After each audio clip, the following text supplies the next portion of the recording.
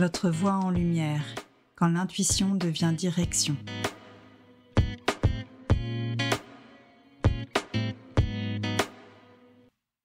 Bienvenue dans ce nouvel épisode de Votre voix en lumière, quand l'intuition devient direction. Je suis ravie d'accueillir Élodie Bétard, astropsychologue, astrocartographe et géobiologue. Bonjour Élodie. Bonjour Delphine. Élodie et moi, nous nous sommes rencontrés lors d'une visio fin d'année dernière parce qu'on a fait la même formation en géobiologie et Élodie avait posé une question qui avait fait écho en moi parce qu'on est toutes les deux multicasquettes et c'est pas toujours facile de jongler avec nos multicasquettes. Et le courant était très bien passé entre nous et on avait fait un échange de pratiques qui était hyper intéressant. Et moi, j'ai découvert à ce moment-là l'astropsychologie et l'astrocartographie. Mais justement, Élodie, est-ce que tu peux nous en dire plus sur ton métier ? Qu'est-ce que c'est, en l'occurrence, l'astrocartographie et l'astropsychologie ? En quoi ça consiste ? Alors, ce sont deux techniques d'astrologie. Donc, l'astrologie, c'est l'étude symbolique des planètes dans le ciel au moment de notre naissance, c'est une technique qui existe depuis des millénaires et qui aujourd'hui revient un peu au goût du jour parce qu'on est un peu dans une ère où les personnes ont besoin de revenir à elles, d'apprendre à se connaître. Et en fait, il y a pas mal d'astrologues, notamment américains, qui ont fait évoluer l'astrologie qui avant était assez traditionnelle, fataliste, déterministe, qui pouvait faire peur. Et aujourd'hui, l'astrologie est un outil à part entière qu'on peut utiliser dans le développement personnel ou autre. Et donc, en fait, ça fait 5 ans à peu près que j'ai commencé à étudier l'astrologie. Et en fait, de fil en aiguille, j'ai fini par me spécialiser vers des domaines en astrologie qui m'appelaient très fortement. L'astropsychologie, en fait, c'est un croisement entre l'étude d'un thème natal classique, c'est-à-dire de comprendre les potentialités et les défis de vie à travers son thème natal, son thème de naissance, et en même temps, une approche psychologique qui permet de faire le lien avec nos conditionnements familiaux, d'enfance, de notre parcours de vie, de croiser avec certains concepts psychologiques. Et du coup, c'est la combinaison entre l'astrologie et la psychologie qui permet de faire une forme de bilan et d'apprendre à se connaître sous ces deux prismes-là. Et l'astrocartographie, c'est un super outil pour les personnes qui sont sensibles au lieu ou qui ont un rapport au lieu particulier, qui ont voyagé, qui se sont expatriés ou qui sont juste curieux.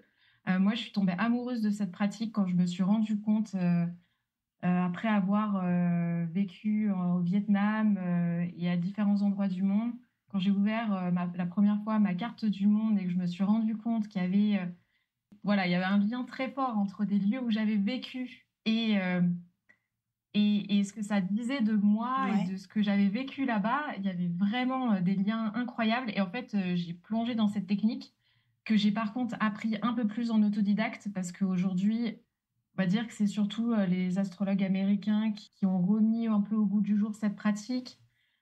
C'est pas encore quelque chose de très connu sur le marché français par les astrologues français.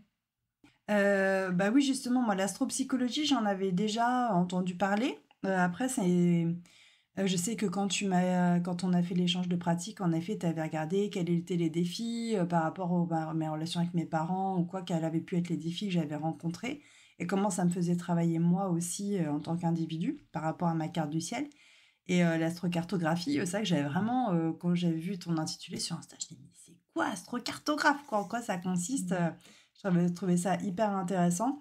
C'est une question qu'on se pose pas vraiment, même si, pour qui, pourquoi, on est attiré par des lieux en particulier, on a plus envie d'aller, je sais pas, en Amérique latine, on est plutôt Asie et certains pays plus que d'autres. Et nous, on en avait parlé. Moi, j'ai une connexion vraiment particulière avec le Japon et mon mari aussi.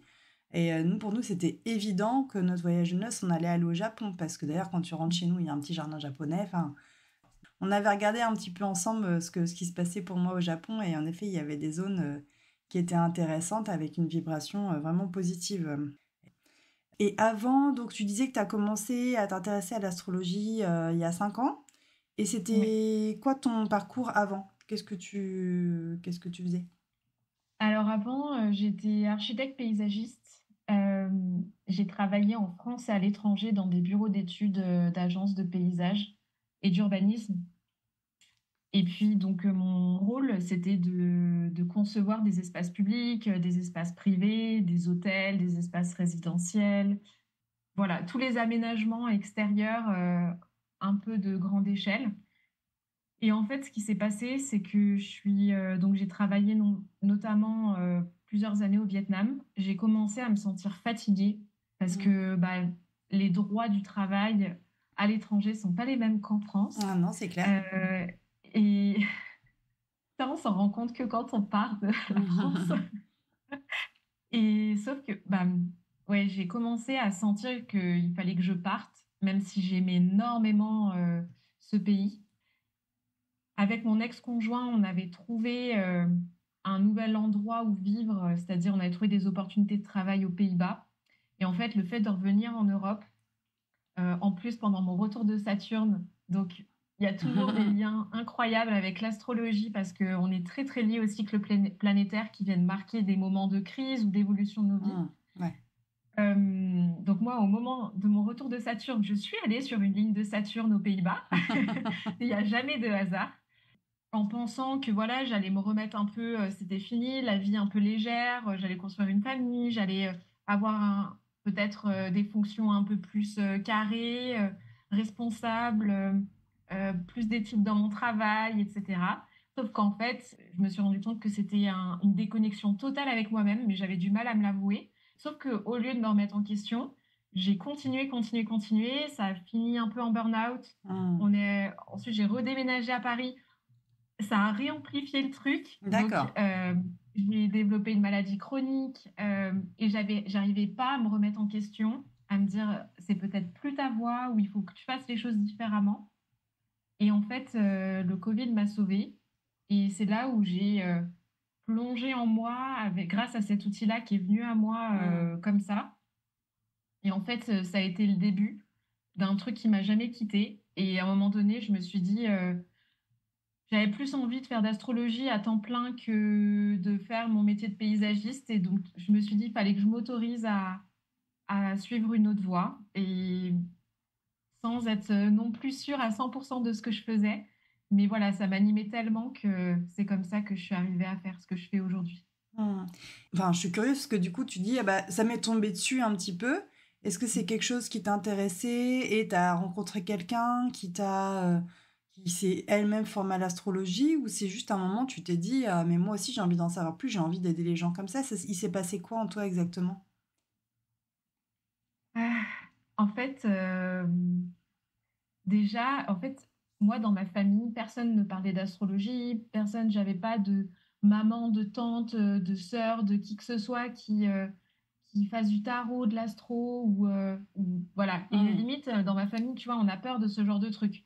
Ah ouais. Donc, c'est vraiment, je pense, pendant le Covid, tu sais, il y avait pas mal de contenu sur les réseaux et il y avait une librairie en ligne avec des bouquins de bien-être. Et en fait, Ouais. direct, il y en a un qui me sautait aux yeux tout le temps, tout le temps.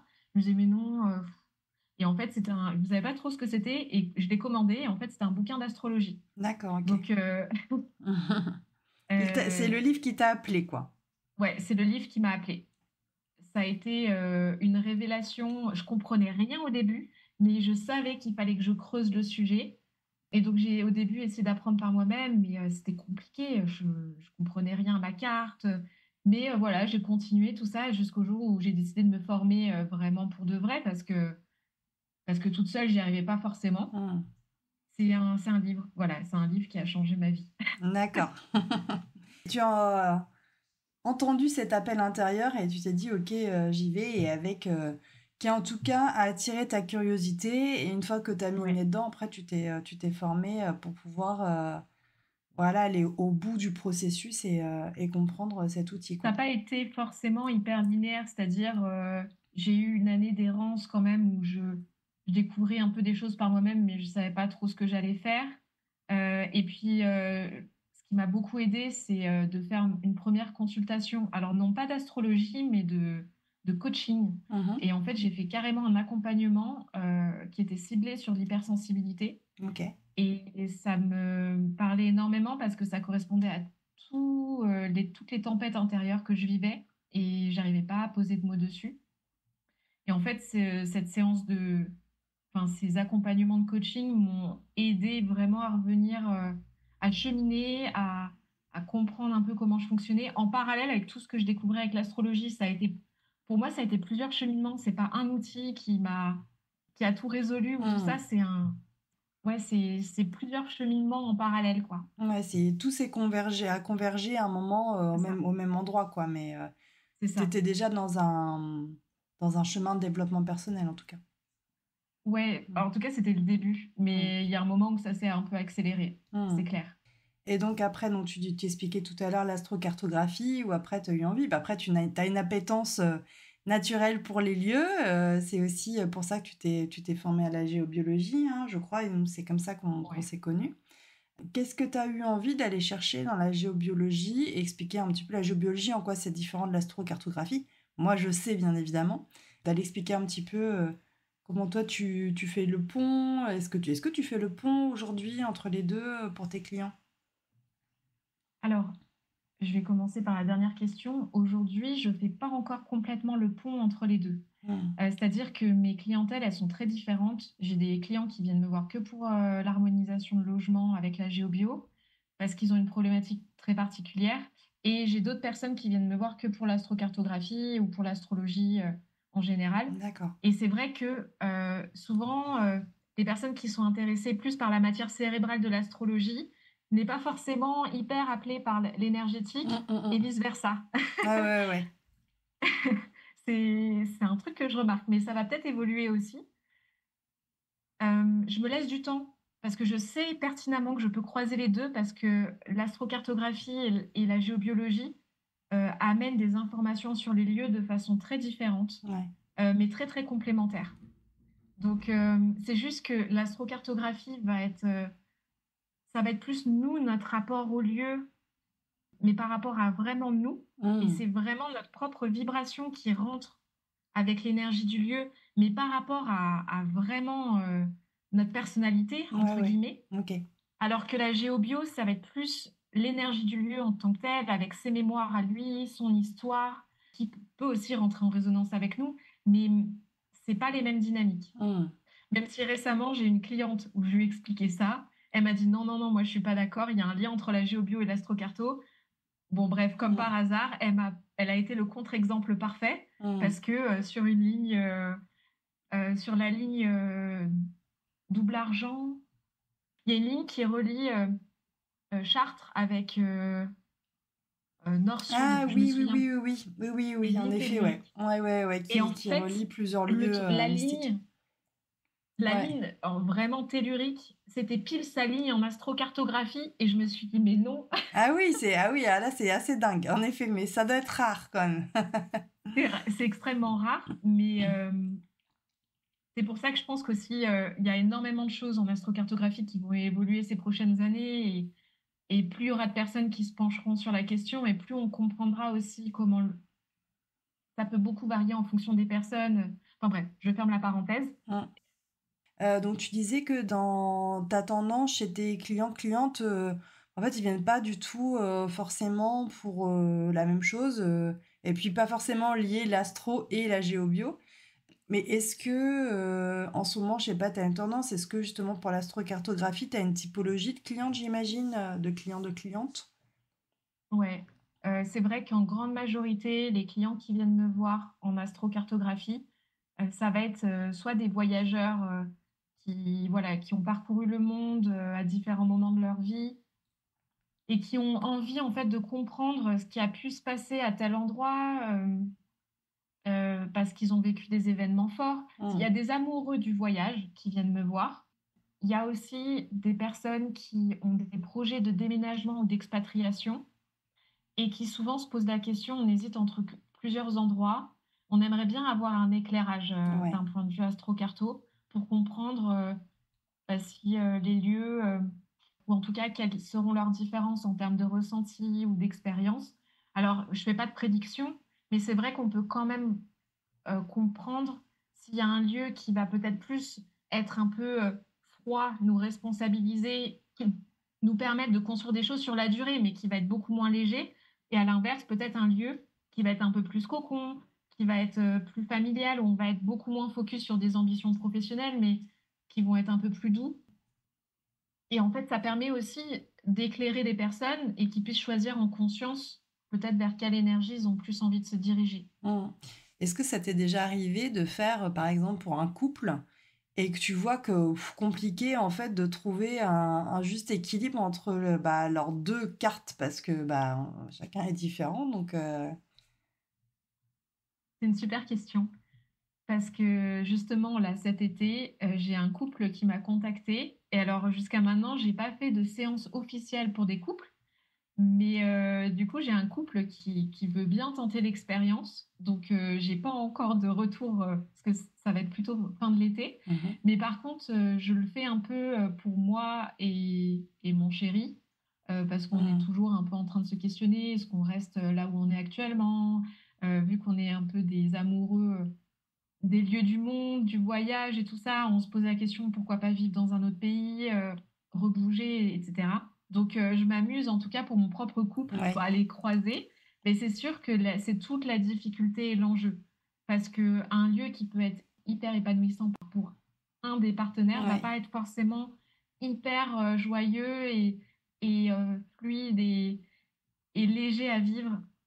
Mais pour moi, c'est ça que j'ai aussi envie de transmettre dans cet outil, parce qu'en fait, on parle beaucoup en termes binaires, tu vois, genre, ah, ce lieu, il est bien ou il est pas bien. Ouais. Ah, ce lieu, ça va être difficile ou ça va être facile. Ouais, ouais. Et en plus, on vit dans un temps qui est assez compliqué à vivre, qui est assez anxiogène, donc forcément qu'on aurait envie tous d'aller dans un endroit facile, fluide, qu'on a envie d'être sûr à 100% que cet endroit, c'est le bon, qu'on va s'y sentir bien pour toujours, qu'on n'aura pas de problème. Mais Ça malheureusement, la vie, n'existe ça pas ne ça. fonctionne pas Ouais. comme ça. Ouais, c'est ça. C'est Non. Et clair. il y aura toujours des points positifs et des points négatifs, entre guillemets.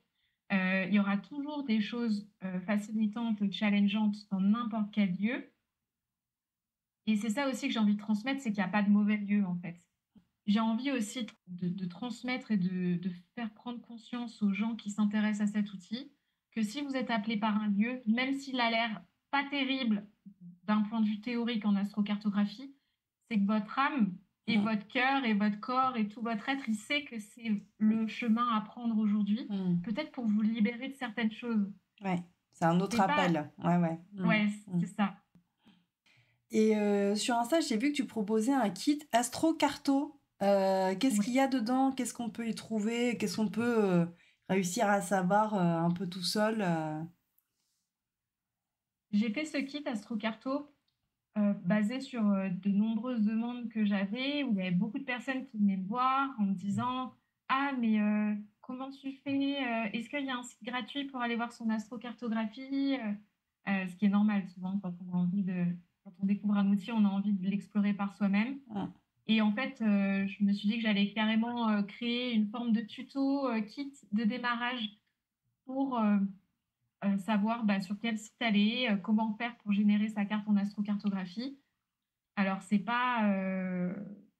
J'aime bien quand même mettre une petite alerte et dire attention, il faut quand même avoir des connaissances en astrologie pour enfin, savoir ce que ça implique. Il faut aussi avoir des bases en astrocartographie pour savoir qu'on ne peut pas se réduire à ce que Mm. vous voyez sur cette carte-là gratuite. Donc, j'essaye de mettre aussi des points de vigilance dessus pour pas non plus réduire l'outil à un truc trop simple et trop. Voilà, de ne pas tomber dans la naïveté du truc. Mais ça permet en tout cas de s'amuser et d'aller regarder quelques premières lignes de sa carte et d'aller explorer un petit peu le monde, voir s'il n'y a pas des coïncidences entre les lieux où on est allé, s'il n'y a pas des lignes qui passent à cet endroit-là, etc. Mm. Oui, surtout que moi, quand tu avais regardé pour moi, tu m'avais bien dit, bon, bah, telle ligne, toi, tu sais les valeurs des lignes qui sont indiquées, de telle planète, tout ça. Et donc, tu pouvais me dire, bon, bah, ça, c'est bien pour plutôt ce sujet, ça, c'est bien plutôt pour tel autre. Que c'est vrai qu'on voit des lignes, mais en fait, si on ne sait pas à quoi les lignes correspondent, bon, bah, c'est... Voilà, donc, faut aller voir Elodie pour savoir.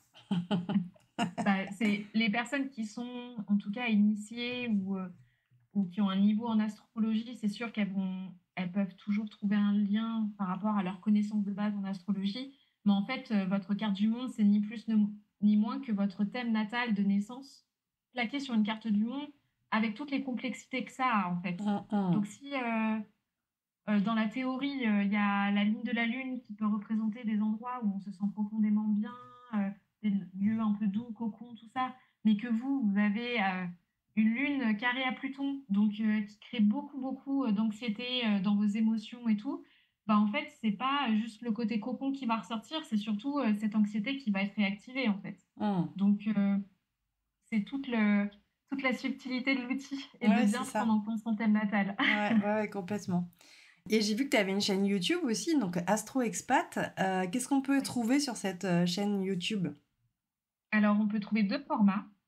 Mon idée, quand j'ai créé la chaîne, c'était vraiment de faire découvrir l'astrocartographie en interviewant des personnes, des voyageurs qui avaient été à différents endroits du monde et du coup, ben, un peu comme une expérience de tester l'astrocartographie d'un point de vue théorique avec leurs propres expériences à eux.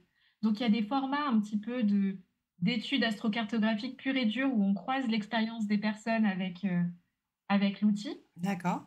Et il y a aussi un autre format qui est plus en mode récit de voyage, mais vraiment les voyages qui nous transforment, qui sont des éléments marquants de notre vie, dans notre cheminement personnel et ou spirituel. Donc il y a par exemple, j'avais interviewé Clarisse qui avait fait une cure Ayurveda en Inde, mais qui n'était pas du tout ce qu'on peut imaginer de la cure ayurvédique. Ah ouais. Et qui l'avait énormément transformée. Donc, il y avait un témoignage là-dessus. Il y avait Anaïs qui avait parcouru plusieurs endroits du monde et qui avait vécu un éveil spirituel en Nouvelle-Zélande, toute seule au milieu de la nature, etc.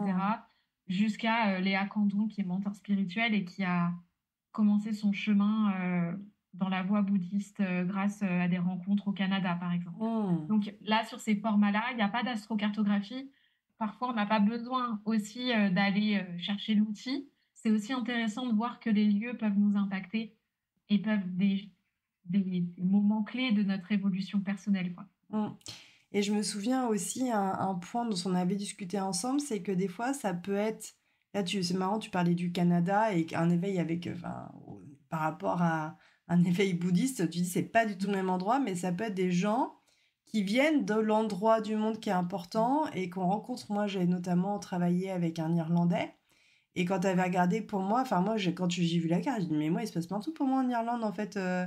Et du coup, mais en fait, c'est cette personne qui a été mon mentor, qui a réveillé quelque chose en moi, mon éveil de vouloir être coach, d'aller dans le développement personnel et professionnel.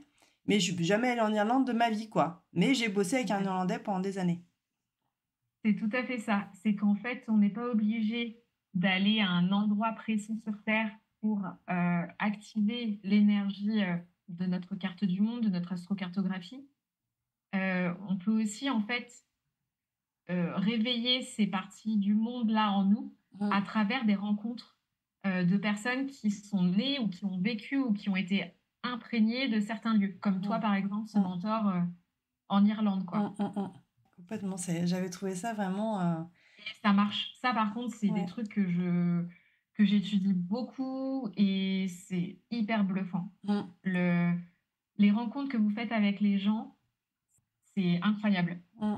Donc aujourd'hui, tu as déjà une offre qui est très très riche. C'est quoi tes projets à court et moyen terme?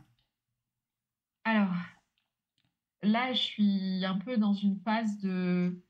C'est pas simple parce que court terme,